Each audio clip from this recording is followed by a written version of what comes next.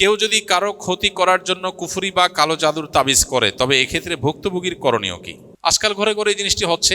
কেউ কারো ক্ষতি করার জন্য যদি কুফরি করে, ব্ল্যাক ম্যাজিক করে, আজকাল ওই যে বড় বড় ফুটবল এবং ক্রিকেটের বিভিন্ন বড় বড় ইভেন্টগুলোতে, আয়োজনগুলোতেও দেখা যায় যে একেবারে মাঠে পর্যন্ত ব্ল্যাক ম্যাজিক করা হয়। যারা ব্ল্যাক ম্যাজিক নিয়ে এখনো সংশয়ে আছেন, আল্লাহ মাফ করুক, যারা অতিবিজ্ঞান মনস্ক হয়ে আপনার কোরআন বর্ণিত সেহেরের বাস্তবতাকে অস্বীকার করেন, ঈমান নিয়ে টানাটানি হওয়ার মতো বিষয়, আল্লাহ মাফ করুন, তাদের জন্য এটা একটা উজ্জ্বল উদাহরণ। হ্যাঁ, পৃথিবীতে এখন এটা ওপেন সিক্রেট। বিভিন্ন মেইন স্ট্রিম গণমাধ্যম, ইন্টারন্যাশনাল মিডিয়াগুলোতেও এটা নিয়ে প্রচুর নিউজ হয় অহরহ। একেবারে খেলা চলাকালীন খেলোয়াড়কে মাঠে ব্ল্যাক ম্যাজিক পর্যন্ত করা হয়। তাহলে সেহের বা ব্ল্যাক ম্যাজিকের বাস্তবতাকে অস্বীকার করার সুযোগ নেই। আর আমাদের জন্য তো এসব প্রমাণের দরকার নেই, আমাদের কাছে তো এটাই যথেষ্ট যে কোরআনে সেহের সম্পর্কে বর্ণনা আছে। সো এটা কার্যকর, এটা বাস্তব, পৃথিবীর কোনো মানুষে বুঝে আসুক বা না আসুক, মানুষ সব বুঝে ফেলবে, নট নেসেসারি। বিজ্ঞান সব সমস্যার সমাধান দিতে পারে না, পারবেও না।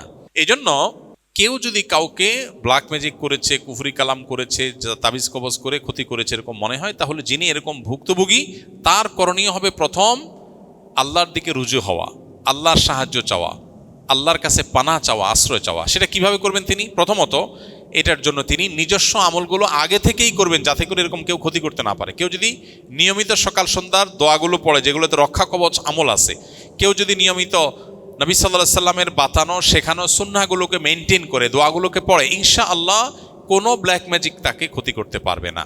চাঁদের 13, 14, 15 আইয়াম বীজের রোজা, এটা ব্ল্যাক ম্যাজিক থেকে মানুষকে সুরক্ষা দেয়। সূরা বাকারার তেলাওয়াত যদি শুনে, এটা মানুষকে সুরক্ষা দেয়। এরকম বহুবিধ উপায় আছে। আমরা আমাদের আসুন্নাহ ফাউন্ডেশন থেকে একটা ছোট লিফলেট প্রকাশ করেছি এই রুকিয়া প্রসঙ্গে। কেউ যদি নিজেকে সুরক্ষিত রাখতে চায় এই সমস্ত ব্ল্যাক ম্যাজিক, বদনজর ইত্যাদি থেকে, তার জন্য কিছু গাইডলাইন দেওয়া আছে। এটা যে কেউ আমাদের ওয়েবসাইটগুলো থেকে ফ্রি ডাউনলোড করে নিতে পারেন, আর ফাউন্ডেশন থেকে সরাসরি কেউ জোগাড় করতে পারেন। স্কিলের ভাইদের জন্য আমাদের দাওয়ার টিমের ভাইরা এই কাগজটা ফাউন্ডেশন থেকে জোগাড় করে সবাইকে দেওয়ার ব্যবস্থা করবেন ইনশাআল্লাহ। তো এখানে কিছু গাইডলাইন দেওয়া আছে, এটা ফলো করতে পারেন। আর যদি আপনি ইফেক্টেড হয়েই যান, কেউ আপনাকে ক্ষতি করে ফেলেছে, তাইলে আপনি রুকিয়া করবেন। রুকিয়া মানে ঝাড়ফুঁক। কোরআনে কারিমের সিলেক্টিভ আয়াত পড়ে ফু দিবেন নিজের শরীরে, পানিতে, খাদ্যে, পানীয়তে, এবং নিয়ত করে ওই আয়াতগুলো পড়বেন, আল্লাহর কাছে দোয়া করবেন, আল্লাহ তাআলা হেফাজত করবেন। কোরআনের কেউ যদি জীবন্ত মুজিজা এবং অলৌকিকত্ব দেখতে চায়, রুকিয়ার চাইতে বড় অলৌকিকত্ব আর দুনিয়াতে আরেকটা খুঁজে পাওয়া কঠিন। এক আল্লাহর বান্দা, আমার পরিচিত, নাম বললে আপনারা অনেকেই চিনবেন, অনেক সুপ্রসিদ্ধ এখন একজন লেখক। তার লেখালেখি ধাঁচ ধরন দেখে, দীর্ঘকাল থেকে তার যে অ্যাক্টিভিজম, এটা দেখে খুব স্বভাবতই বোঝা যায় তিনি আসলে বামপন্থা অনুসরণ করেন।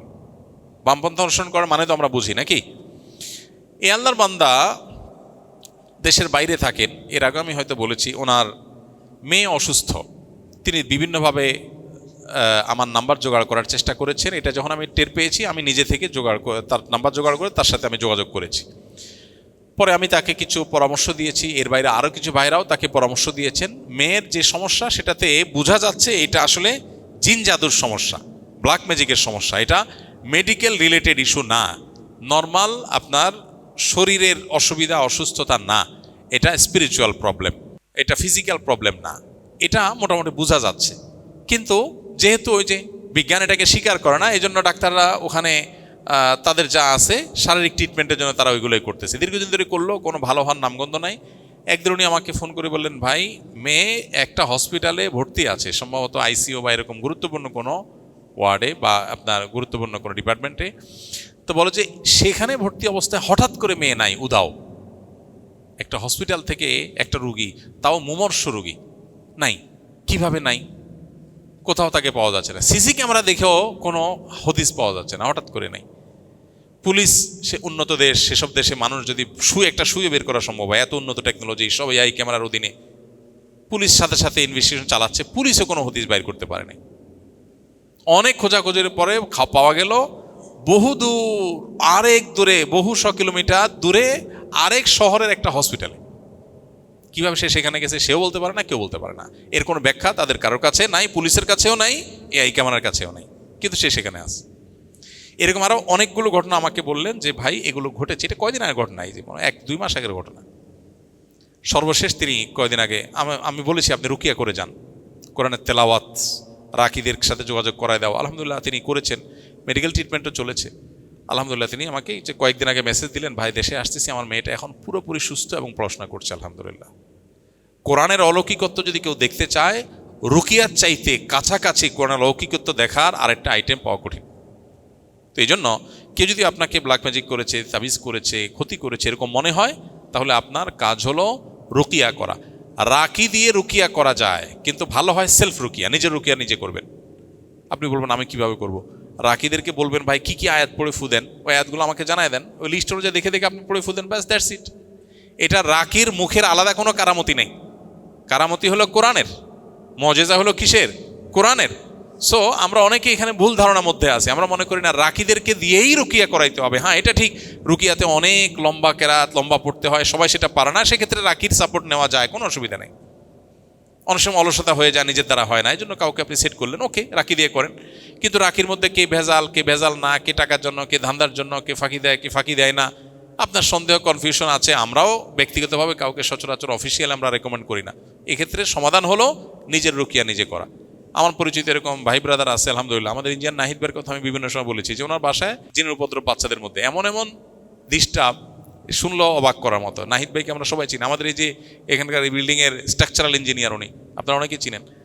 তো নাহিদ ভাই বলতেছিলেন যে কোভিড-19 সময় বলতেছিলেন, বলেন যে ভাবির কথা বললেন যে কোমড়া কেটে ফালি করে রাখছে, এক পাশে একটা আরেকটা কাটতেছে, কাটার পরে দেখে যে এটা নাই। নাহিদ ভাই এখনো বেঁচে আছে, জিজ্ঞাসা করতে পারেন। আমাদের এই বিল্ডিংয়ের স্ট্রাকচার ইঞ্জিনিয়ার এখানে আসেন প্রায়, উনি বুয়েট পড়ুয়া ইঞ্জিনিয়ার, ওনার ওয়াইফ ভাবিও বুয়েট পড়ুয়া ইঞ্জিনিয়ার। তার ঘরে এই ঘটনা, বলে যে ডিম রাখা আছে ফ্রিজে, হঠাৎ করে দেখি ঘরের মাঝখানে মেজের মধ্যে ঠাপ করে পড়ছে।